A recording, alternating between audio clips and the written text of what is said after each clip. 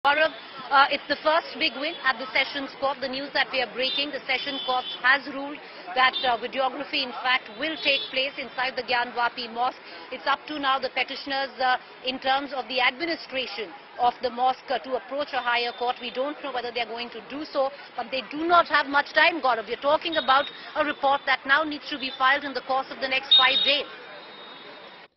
Preeti, we are yet to hear from the mosque administration on what their next course of action would be.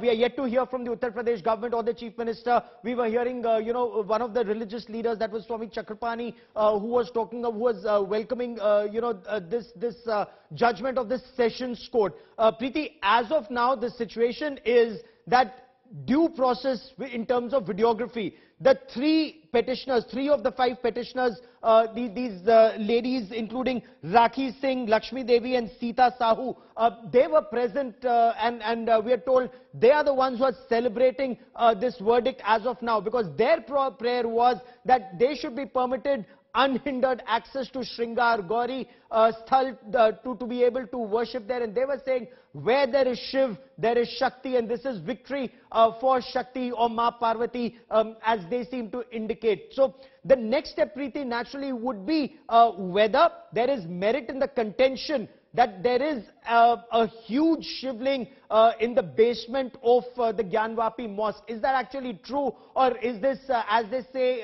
in Hindi, Kapol Kalpit, or just imagined? If that's actually true, videography would be able to show that. Point 1. Point 2, is there merit in the contention that there are many more, Hindu motifs and signs and symbols and idols all around this structure? India Today was the first channel to get you ground realities when India Today not only interviewed the videographer, that partial process that was carried out, but we were also able to put out those images as our viewers are watching on India Today, including right now, whether it's the Sheshnag or the Nandi or the lotus feet of Lord Brahma and multiple other symbols that were visible in the videography. In step 1, the Toran Dwar, the flowers there, the huge temple gong, all of that are indicators. What does that mean ultimately? Are there other idols where other Hindus would then want to go and pray? All of that remains to be seen. What happens next?